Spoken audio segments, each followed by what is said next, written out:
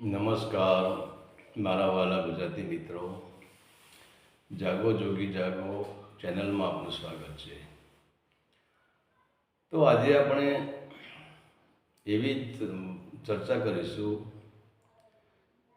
કે નામ, રૂપ અને ગુણ આ ત્રણેય મિથ્યા છે અને ચોથું જે પદ છે અવિનાશી, એ અવિનાશી પદ એ સત્ય છે. તો પહેલાં તો આપણી બેહોશી શું છે, આપણી અજ્ઞાનતા શું છે, એને આપણે જાણી લઈએ તો આપણને નામ, રૂપ અને ગુણ મિથ્યા છે એનો ખબર પડે. નહીતર બાકી આપણે ગમે એટલા શાસ્ત્રો વાંચીએ, ગમે ત્યાં ભટકીએ, ગુરુ પાસે જઈએ કે કોઈ પણ સાધુ સંત પાસે જઈએ, સત્સંગ સાંભળીએ, તો આપણને નામ, રૂપ, ગુણ મિથ્યા છે સમજાશે તો ખરું, એને સાંભળશું તો ખરા જ આપણે. પણ એ આપણે જેને કહ્યું, આજે વિચાર કરો કે તમે પહેલા ધોરણમાં ભણતા જે વિદ્યાર્થી એને પૂછો કે પરમાત્મા શું છે અને શરીર શું છે, ત્યારે એ વિદ્યાર્થી પણ કહી દેશે કે પરમાત્મા અખંડ છે, પરમાત્માનો જન્મ મરણ નથી, પરમાત્મા સ્વયં છે અને નામ એનો નાશ છે, તો શરીરનો નાશ થવાનો છે. તો હવે આ વિદ્યાર્થીએ ક્યાં અનુભવ કર્યો કે આત્મા એ જ પરમાત્મા છે ને પરમાત્મા આત્મા જન્મ લેતો નથી, આત્મા મરતો નથી, આત્મા અખંડ છે, આત્મા જીવમાંથી આત્મામાં જવાય છે, આત્મામાંથી પરમાત્મામાં જવાય છે. આ વિદ્યાર્થીએ ક્યાં અનુભવ કર્યો? એને પણ કોઈનું સાંભળ્યું અને એને સાંભળેલી વાતો કહી દીધી. તો પછી હવે આપણે જે સાંભળીએ છીએ, જે આપણો અનુભવ છે, અનુભવમાં આપણે પણ કહી દઈએ છીએ કે નામ, રૂપ, ગુણ મિથ્યા છે અને ચોથું રૂપ જે પદ અવિનાશી છે એ સત્ય છે. પરંતુ આપણે આનો અનુભવ તો કર્યો જ નથી. અને જ્યાં સુધી આપણે આનો સ્વ અનુભવ ન કરીએ ત્યાં સુધી આપણે ખાલી વૈખરી વાણી, એટલે આપણે જીભથી બોલી શકવાના કે નામ, રૂપ ને ગુણ મિથ્યા છે. પરંતુ તમે જુઓ, એવો સમય આવે તો આ જે ઘણા સાધુ સંતો એવું કહેવાવાળા કે નામ, રૂપ ને ગુણ મિથ્યા છે ને એવા સાધુઓ તમે જુઓ રડતા હોય છે, એવા સાધુ લોકો ગભરાઈ જતા હોય છે. તો હવે નામ, રૂપ ને ગુણ મિથ્યા છે, પછી સંકટ આવે ત્યાં રડવાની ક્યાં જરૂર છે, દુઃખ આવે તો રડવાની ક્યાં જરૂર છે, ગભરાઈ જવાની ક્યાં જરૂર છે? કાં તો બધું મિથ્યા છે. તમારો બધો માલ ખજાનો લૂંટી જાય તો તમારે શું લેવા દેવા? તમે તો માલ ખજાનો છો જ નહીં. અને તમને કોઈ એવો ભયંકર રોગ થઈ જાય, માની લો કે કોઈ કેન્સર થઈ ગયું, બ્લડ કેન્સર થઈ ગયું, કોઈ તો શરીરે લકવા મારી ગયો, આવો કોઈ ભયંકર રોગ થઈ ગયો, તો તમારે શું લેવા દેવા? તમે શરીર તો છો જ નહીં. અને તમારું જે નામ છે એ નામ પણ તમે નથી, તમારું રૂપ તમારું નથી, તમારું શરીર તમારું નથી. તો પછી ગભરાઈ જવાની ક્યાં જરૂર, રડવાની ક્યાં જરૂર? પણ કહેવાનું છે કે જ્યાં સુધી આપણી પાસે બહારના આપણે શબ્દોની માયાજાળમાં ફસાઈ ગયા હોય છે, એટલે પછી આપણે મગજથી કહીએ, આપણે હૃદયથી નથી કહેતા. કોઈ માણસ આજે કહે છે કે નામ, રૂપ, ગુણ મિથ્યા છે, એ બધા એ મગજનો જ ખેલ છે. એનું મન જ કહેવડાવે છે કે મન પોતે કહે છે કે તું આવું બોલ, તો મન જ કહે છે કે નામ, રૂપ, ગુણને મિથ્યા છે. પણ હૃદયને તો હજુ એ વાત આપણા સુધી હૃદય સુધી પહોંચી નથી. એ નામ, રૂપ, ગુણ મિથ્યા છે એ આપણી નાભી કમળ સુધી પહોંચ્યું નથી. જો આપણી આ નામ, રૂપ ને ગુણ મિથ્યા છે એ નાભી કમળમાં પહોંચી જાય, આપણા હૃદય કમળમાં પહોંચી જાય, તો પછી આપણને કંપન ના આવે. આપણને કંપન ક્યારે આવે છે? આપણે જો સામાન્ય દુઃખ આપણને આવે તો આપણને કંપન આવી જાય છે, આપણા શરીરમાં કંપન આવી જાય છે. આપણા શરીરમાં ઉદાસી આપવાનું મેઇન કારણ શું? ઉદાસી આપવાનું મેઇન કારણ કંપન. પછી જેના શરીરમાં કંપન આવતું જ નથી એને તો ભલે ગમે એવા શરીરમાં ગમે એવી તકલીફો પડે, પણ જેના શરીરમાં કંપન આવતું નથી, જેને જાણી લીધું છે કે નામ, રૂપ અને ગુણ મિથ્યા છે, એના શરીરમાં કોઈ કંપનનો સહારો થતો જ નથી. કારણ કે એ આપણે એક જોઈએ કે આને કેવી રીતે સમજવાનું છે. સમજવા માટે તો આપણે ઘણું બધું છે, બહારની જગતમાં આપણે નજર કરીએ તો પણ જાણી શકાય. આપણે જોઈએ છીએ કે એક શ્રીફળ, હવે એ શ્રીફળ જ્યારે શ્રીફળ લીલું હોય, અંદર પાણી ભરેલું હોય, તો હવે એ શ્રીફળ ઉપર જે કાસલી આવે છે એ કાસલી રૂપી એનું શરીર હોય છે, અને એ કાસલી રૂપી શરીરમાં જે શ્રીફળ આવે છે, અને એ શ્રીફળના જે એની અંદર વાસનારૂપી પાણી હોય છે. હવે જ્યાં સુધી એ શ્રીફળની અંદર વાસનારૂપી પાણી હોય છે ત્યાં સુધી એ શ્રીફળ સુકાતું નથી, એ શ્રીફળ લીલું જ રહે છે. અને એ શ્રીફળને આપણે તોડીએ તો એનું શરીર, એની અંદરની એની કાચલી અને આ બધું ભેગું જોઈન્ટ હોય છે, અલગ પડતું નથી. કારણ કે હજુ એ શરીરથી મુક્ત થયું નથી, વૈદેહી થયું જ નથી, એ દેહમાં જ રમી રહ્યું છે. પણ જ્યાં ક્યારે કે જે એ શ્રીફળની અંદર જ્યાં સુધી વાસનારૂપી પાણી ભરેલું છે ત્યાં સુધી એ લીલું રહેશે. પરંતુ જે શ્રીફળની અંદર તમે જુઓ વાસનારૂપી પાણી સાવ સુકાઈ ગયું, એ શ્રીફળમાં પાણી બિલકુલ નથી, તો પછી એનું આવરણ છે, દેહરૂપી આવરણ, અને એનો જે અંદરનો ગર્ભ કહીએ એને આપણે ચેતનારૂપી આવરણ કહીએ, તો શરીર પણ અલગ પડી જાય છે અને ચેતના પણ અલગ પડી જાય છે. ચેતના શુદ્ધ થઈ જાય છે કે એ ચેતના પર જે વિષયરૂપી પાણી છે એનું બિલકુલ આવરણ રહેતું નથી. અને એ શ્રીફળને આપણે તોડવાની કોશિશ કરશું, તમે એ શ્રીફળને, સુકાઈ ગયેલા શ્રીફળને તમે તોડી જુઓ, એનો જે ઉપરનો ગોળો છે એ અલગ નીકળી જશે, અને એનું જે અંદર શરીર છે, એની જે કાચલી છે, એનો ગોળ છે એ અખંડ નીકળશે, એ તૂટશે નહીં, કે શરીરને એને કંઈ લેવા દેવા જ નથી. તો જ્યારે આપણી આ પરિસ્થિતિ આવે, આપણે આ સમજી શકીએ, આપણે આનો અનુભવ કરી શકીએ, ત્યારે પછી આપણે કહેવાય છે કે નામ, રૂપ અને ગુણ મિથ્યા છે. પરંતુ આ તો આપણે એવું ચાલે કે આગળથી ધક્કો વાગતો આવ્યો છે. પહેલાંના ગુરુએ એના શિષ્યને કીધું, એના ગુરુએ એના શિષ્યને કીધું, એના ગુરુએ એના શિષ્યને કીધું. આપણે પણ ક્યાંય પુસ્તકોમાં વાંચી લીધું, કોઈ સાધુ સંતોના મુખેથી આપણે સાંભળી લીધું. એટલે આપણે પણ કહીએ, આજે બધા લોકો ભજનમાં ઘણા બધા ભજનમાં ઊંચા થઈ થઈને ભજન ગાતા હોય છે કે આ નામ, રૂપ, ગુણને મિથ્યા છે, ચોથું પદ અવિનાશી, ઘણા ભજન પણ ગાતા હોય છે. પણ ભજન ગાવા પાછળનો આનો કોઈ રહસ્ય હોતું નથી, કોઈ રહસ્યને જાણી શકતા જ નથી.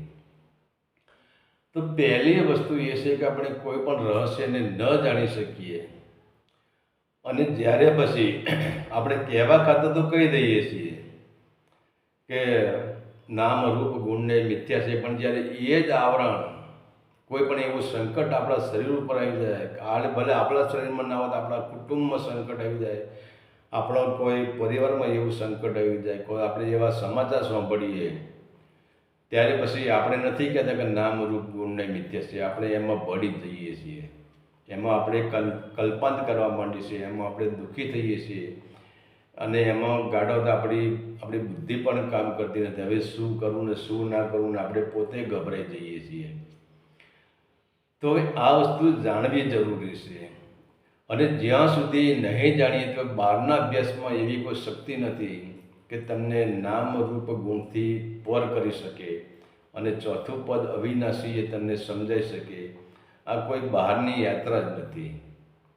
અને તમે જો બહારની યાત્રામાં ભટકાઈ રહેશો તો વાસનારૂપી અંદર જે પાણી, જ્યાં સુધી આપણી અંદર વાસનારૂપી પાણી ભરેલું છે ત્યાં સુધી માની લેવું કે આપણે નામ, રૂપ, ગુણ મિથ્યા છે એને આપણે સમજી શકવાના નથી.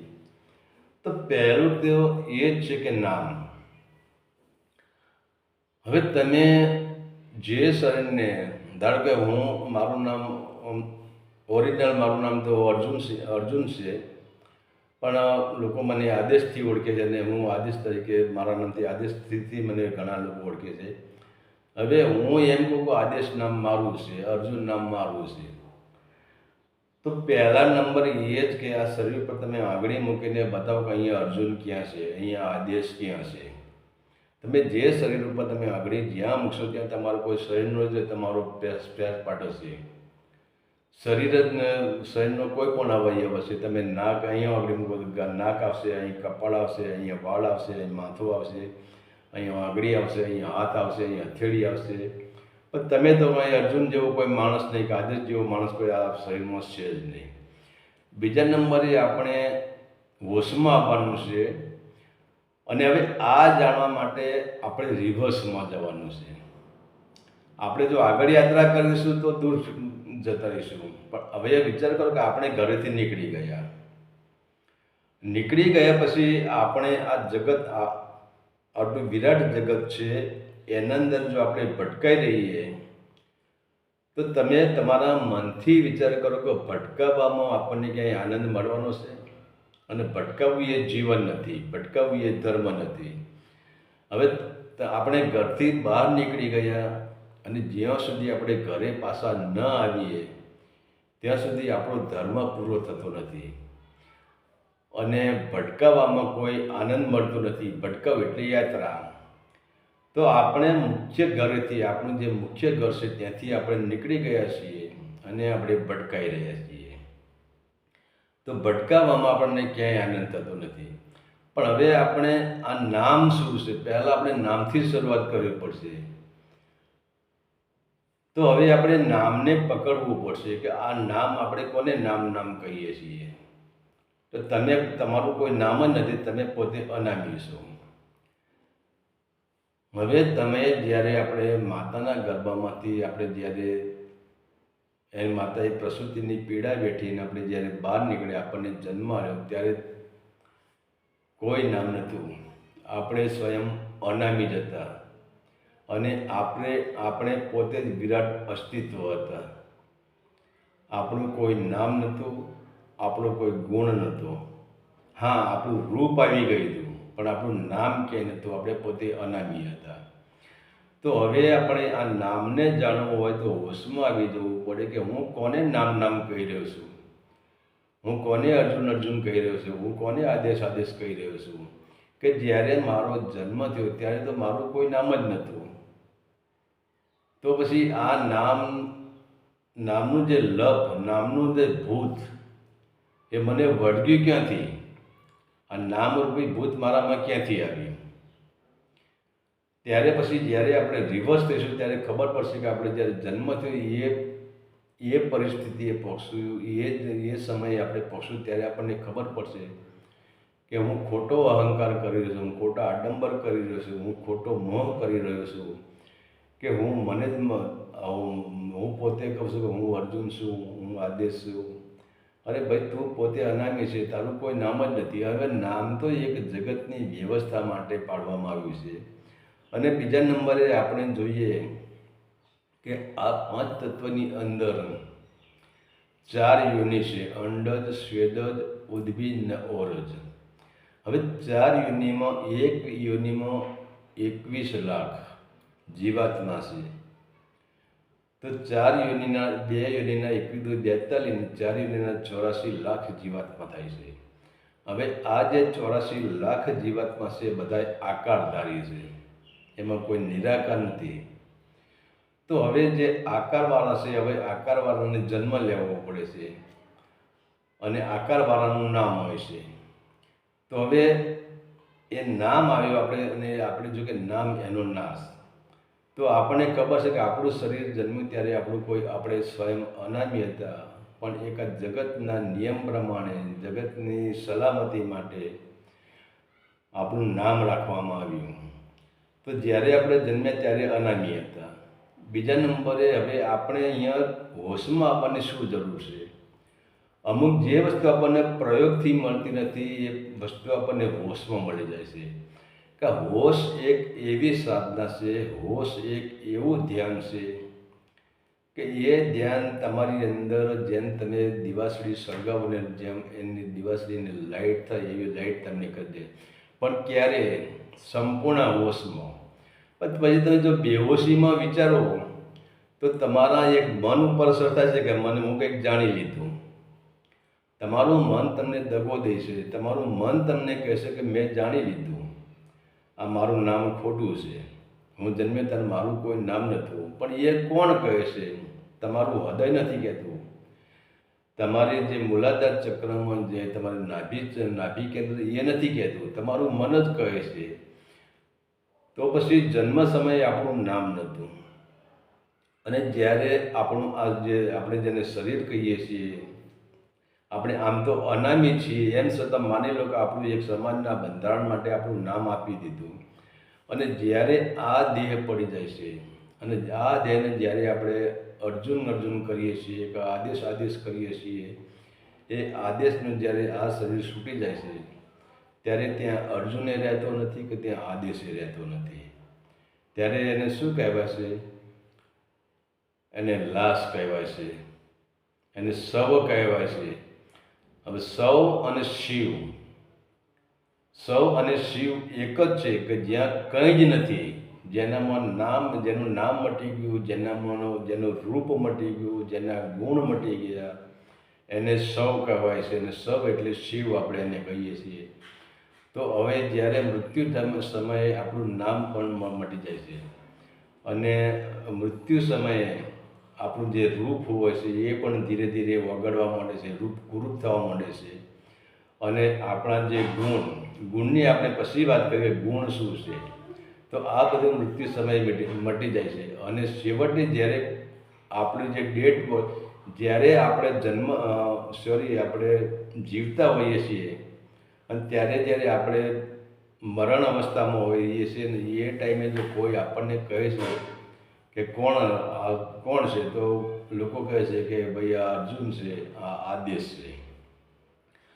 પછી તો જ્યાં સુધી શરીરમાં એક ઉર્જા છે, જ્યાં સુધી જેને આપણે જીવ કહીએ છીએ, એ જીવ આપણા શરીરમાં છે, ત્યાં સુધી લોકો આપણને નામ દઈને બોલાવશે.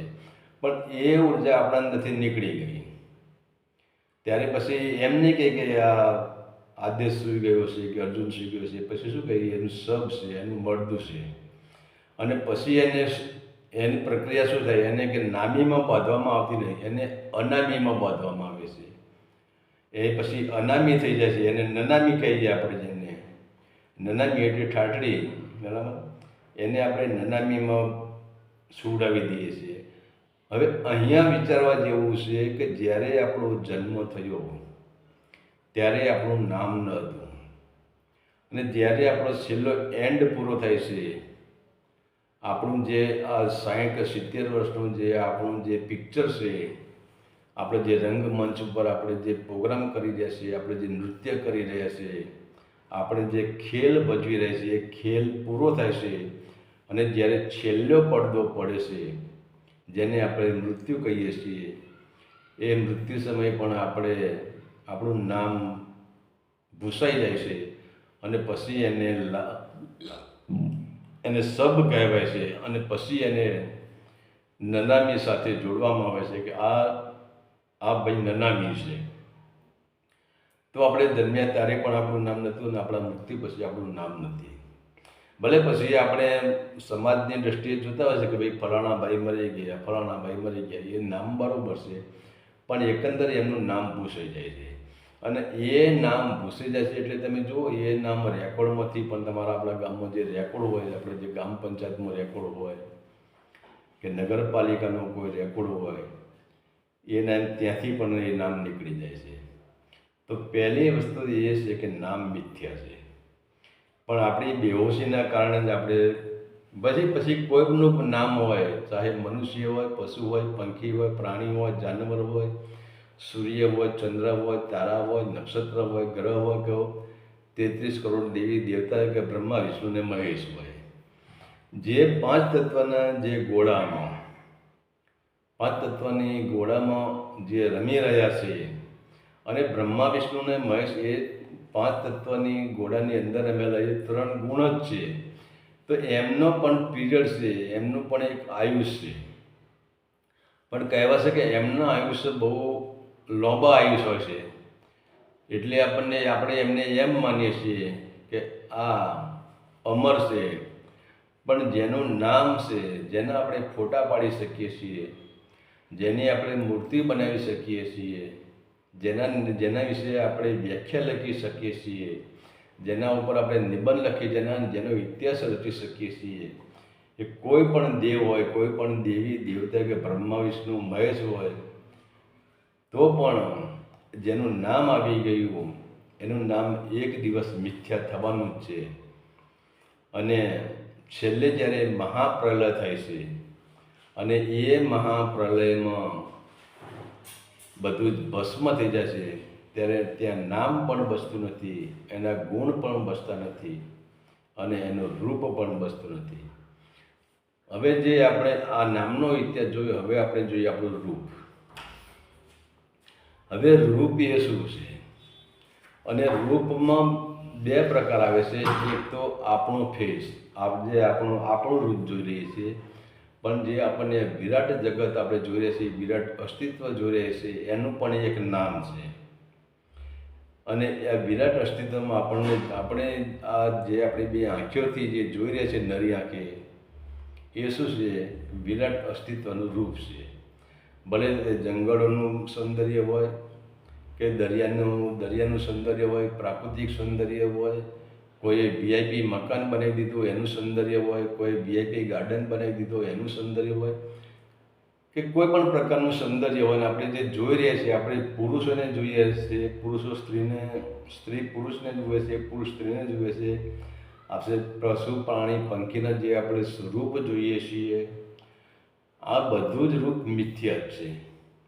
કારણ કે ભલે આપણે તમે કહેશો કે સૂર્યનો પણ નાશ થઈ છે. હા, સૂર્યનો પણ નાશ થઈ છે, સૂર્યનો પણ સમયગાળો હોય છે કે એનો જન્મ થયેલો છે, એની ઉત્પત્તિ થયેલી છે. અને જેની ઉત્પત્તિ થયેલી હોય એનો ગુણ એને ભૂલવો જ પડે છે.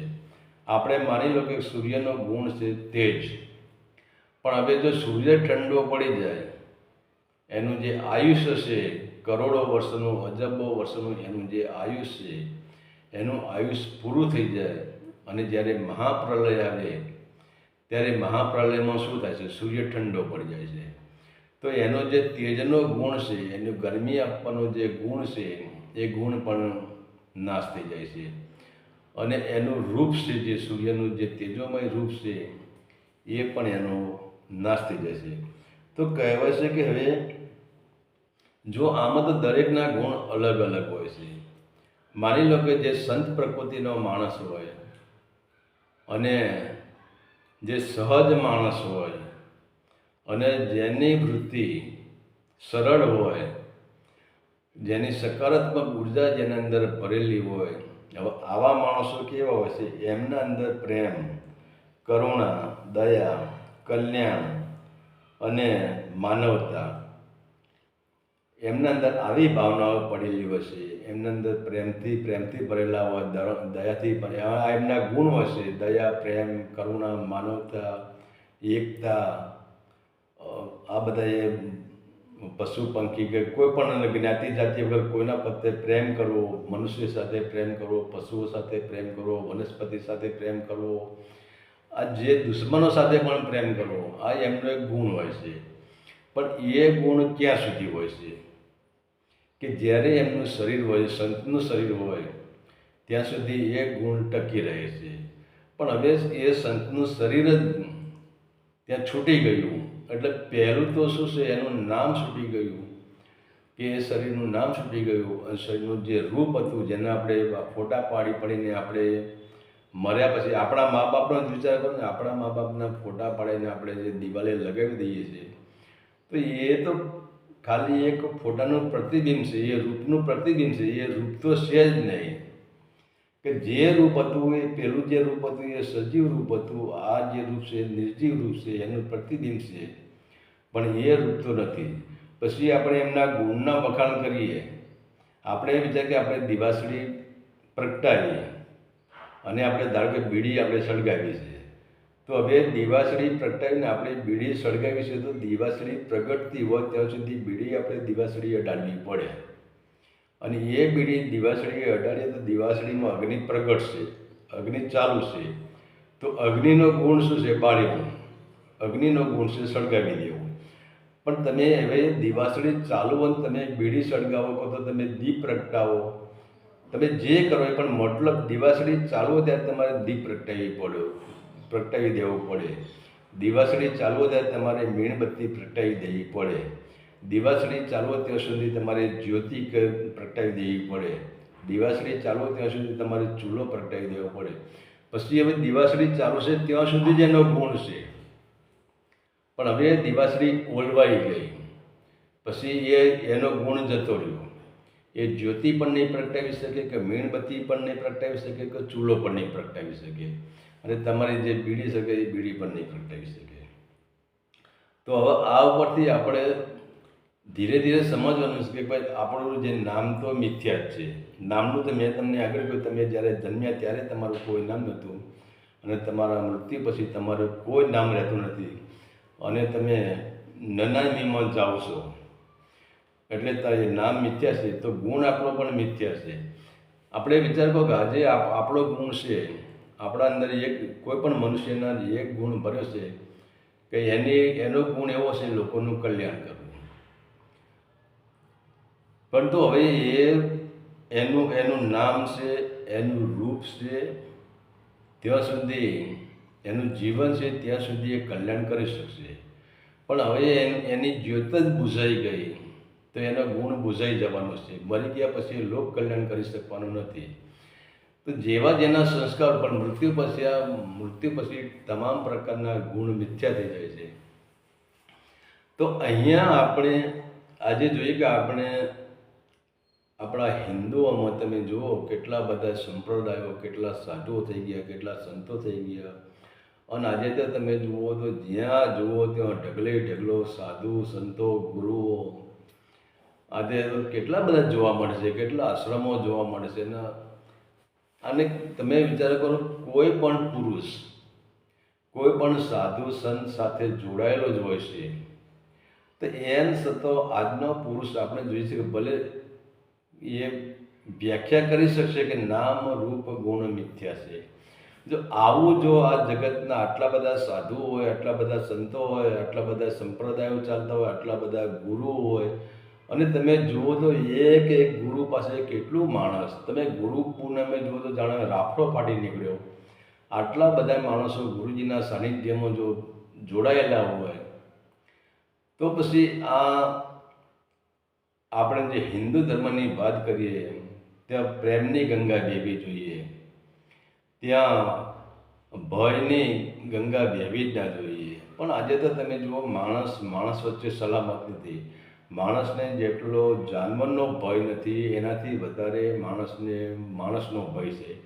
અને બીજા નંબરે આજે જે ઋષિ મુનિઓ થઈ ગયા, એમને જે પ્રયાસ કર્યા, હવે એ ઋષિ મુનિઓને પણ પોતાના જીવનની ઘણી આશાઓ હતી, એમ છતાં એને જગતના કલ્યાણ માટે પોતાના જીવનને હોમી દીધું, અને પોતે બહારના જે સંસારના જે પદાર્થોને છોડી દઈને એને અંદરની યાત્રા કરી, અને અંદરની યાત્રા કરીને એ સંતોએ, એ ગુરુએ, ઋષિ મુનિએ નક્કી કર્યું કે જે આ શરીર દેખાશે આનું નામ રૂપ અને ગુણ મિથ્યા છે, અને એનું મંથન કરીને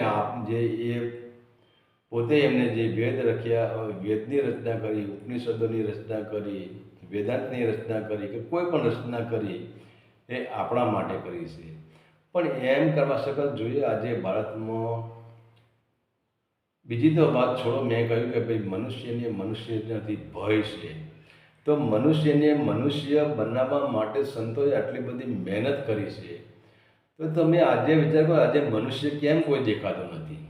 મનુષ્ય છે તો ખરા, જબ્બલ જ મનુષ્ય છે. નહીં તો જો તમે વિચાર કરો, અમારે હમણાં એક મેં પ્રસંગ એવો સાંભળ્યો હતો કે અહીંયા અરવલ્લી બાજુનું એક ગામનું નામ, ત્યાં એવો પ્રસંગ હતો. ત્યાં કોઈ એમના ગુરુજી છે, એ કંઈક સત્સંગ બધા કરતા હશે. ત્યાં એમને એક એવો માણસ આવ્યો, બરાબર, એમના ચાલુ સત્સંગમાં એ આમ કરે જ લાગે. એ ગુરુજીની નજરે એના સામે ગઈ, તો એને ગુરુજી ક્રોધમાં આવી ગયા. અરે કે તું શાંતિથી બેસને યાર, આમ કરીશ ને તેમ, ખબર નથી પડતી અહીંયા સત્સંગનો પ્રોગ્રામ ચાલે છે. પેલું કે ભાઈ હું અહીંયા ગમે તે કરું, તમારે શું લેવા, તમે તમારી લાઈનમાં રહો, તમે હોશમાં રહો. અને ગુરુજી ક્રોધમાં આવી ગયા. પણ આ તો કહેવાનો મતલબ શું છે? ક્રોધ વસ્તુ ક્યારે તૂટે છે? અહંકાર ક્યારે તૂટે છે? અહંકાર કે ક્રોધ તોડવો કે વિષય વાસના તોડવી કે જેવા તેવા ખેલ નથી. આ લોઢાના ચણા ચાવવા બરોબર છે કે જ્યાં સુધી આપણે નામ રૂપ અને ગુણ મિથ્યા છે આને આપણે ના સમજી શકીએ તો સાહેબ તમે લાખો કોશિશ કરો, લાખો ગ્રંથો વાંચી લો, લાખો ગુરુના સાનિધ્યમાં પહોંચી જાઓ, લાખો ગુરુની સેવાઓ કરો. ગુરુની સેવા એટલે શું? હવે આપણે ગુરુની સેવા કરતા જ નહીં, આપણે શરીરની જ સેવા કરીએ છીએ. અને ગુરુ શું છે? ગુરુ તો પિંડ રે બ્રહ્માંડથી પર છે ગુરુજી મારો, એનો રે દેખાડું તમને દેશ રે. હવે ગુરુજીને આપણે જે એમના પગ ધોઈને પીએ છીએ ગુરુજીના, ઘણા કહેવાય છે કે આજે ઘણા ગુરુ એવા છે એમના પગની પૂજા કરાવતા હોય છે. અરે ભાઈ, એ પગનો તમારું જે ચામડું છે એ 5 તત્વોમાંથી જ બનેલું છે. તમારો પગનો 5 તત્વોમાંથી જ બનેલો છે. એ ગુરુચરણ નથી. અને સંતોએ કહ્યું છે કે ગુરુચરણ રજ ઉડી ઉડી લાગે મોહે અંગ. ગુરુના જે ચરણની રજ છે એ ઉડી ઉડીને લાગે મોહે અંગ. એ ગુરુજી, હું ક્યારે ભાગ્યશાળી બનું કે તમારા જે ચરણની રજ છે એ રજ જો મારા શરીર ઉપર લાગે તો હું પવિત્ર થઈ જાઉં. તો આ શરીરની વાત નથી. હવે પહેલા નંબરે આપણે જોઈએ કે ગુરુ પૂજા ક્યાંથી શરૂ થાય છે? ગુરુના પગ ક્યાં પડે છે? જે આજ્ઞા ચક્રમાં જે સંત પહોંચી ગયા તો શરીર તો ગુરુ છે જ નહીં. તમે હવે વિચાર કરો કે જે એક માણસ ગાડી ચલાવે છે, હું પોતે જ ગાડી ચલાવું છું, તો હું ગાડીમાં બેસી ગયો તો શું હું ગાડી બની ગયો? હું તો વસ્તુ જ જુદી છે, હું જુદો છું, ગાડી જુદી છે. એમ આ શરીર એક ગાડી છે. શરીર એ સુરતાને સફર કરવાની, આત્માને સફર કરવાની, શબ્દને સુરતાનું મિલન કરવાની આ એક યંત્ર છે, આ એક ગાડી છે. હવે આનો ચલાવવાવાળો તો કોઈ ડ્રાઈવર બીજો જ છે. તો આ શરીર આપણે યંત્રને ગુરુ ન માની લેવા. આપણે યંત્ર હોય, યંત્ર તમે ગાડીના ટાયરને તમે ગમે એમ ધોઈને ગાડીના ટાયરનું તમે ચરણામૃત લો તો કોઈ ફાયદો નથી.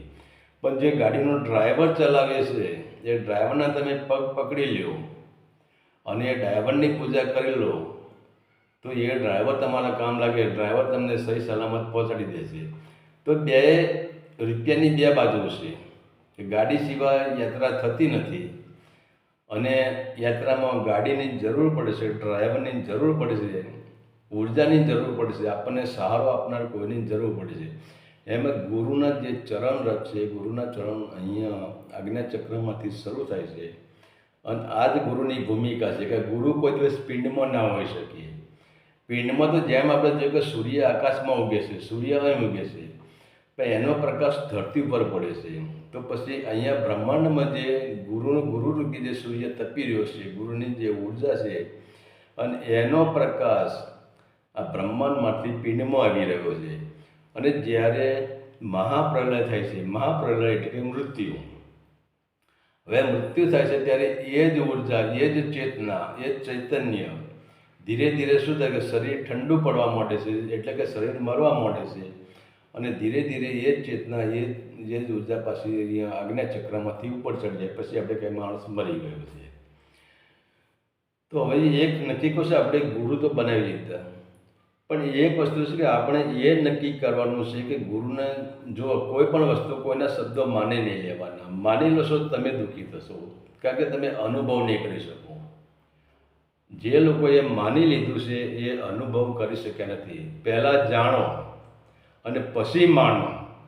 આજે હું અહીંયા બેઠો છું, હવે કોઈ એવો માણસ આવે એ કહે કે ભાઈ મારે ગુરુજી મારે અમદાવાદ જવાનું છે, તો મેં એ ભાઈને અમદાવાદનો માર્ગ બતાવી દીધો કે મેં એને એક પેપરમાં લીટી તોડી દીધી અને લખી દીધું અહીંયા આ ગામ આવશે, અહીંયા આ ગામ આવશે, અહીંયા આ આવશે, અહીંયા ચોકડી આવશે ને અહીં પછી અમદાવાદ આવશે. પણ હવે એ ભાઈ ચાલે જ નહીં તો એને શી ખબર પડે કે આ ગુરુજીએ સાચો રસ્તો બતાવ્યો, ખોટો રસ્તો બતાવ્યો. તો પહેલાં સ્વ અનુભવ કરો, અને સ્વ અનુભવ કરવાથી જ તમે નામ રૂપ ગુણ અને મિથ્યા છે અને ચોથું પદ સત્ય છે, એટલે કે ચોથું પદ અવિનાશી છે. આને જ આપણે જાણી શકશું. અને આને જાણવા માટે આપણે અંદરની યાત્રા કરવી પડશે. આપણી સુરતાને આપણે સૂક્ષ્મના નાડીમાં, આની યાત્રા સૂક્ષ્મના નાડીમાં થશે. કે સૂક્ષ્મના નાડી એક એવો રાજમાર્ગ છે કે જે માર્ગ ઉપર ચાલવાથી, કારણ કે જે રાજમાર્ગ ઉપર કોણ ચાલી શકે છે? મહાન સમ્રાટોનો માર્ગ છે. મહાન સમ્રાટો એ જ આ સૂક્ષ્મના નાડીના માર્ગ ઉપર ચાલી શકે. અને એટલે જ આપણી દેશી ભાષામાં આપણે કહીએ કરોડોમાં કોક જ ચડે. એટલે કરોડોમાં આપણે કરોડોની સંખ્યા ગણી છે. કરોડોમાં કોઈ એવો સમ્રાટ હોય, કોઈ એવો વીર પુરુષ હોય, એ જ આમાં ચડી શકે છે. અને જેને સૂક્ષ્મના નાડીમાં, જેને રાજપથ ઉપર જે મહાસમ્રાટ બનીને જેને યાત્રા કરી, અને એને જ પછી જાણી લીધું કે નામ રૂપ ગુણ અને મિથ્યા છે. અને પછી એનું જીવન કેવું થઈ શકે. આપણે જો કે અષ્ટવક્રાએ જનક રાજાને સમજાવ્યું હતું, અને આપણે જનક રાજાને વૈદેહીની આપણે ઉપમા આપીએ છીએ. તો એ જ દેહ હોવા છતાં વૈદેહીની પરિસ્થિતિ ત્યારે જ લાગુ પડે છે. હરિ ઓમ તત્સત. આદેશના પ્રણામ.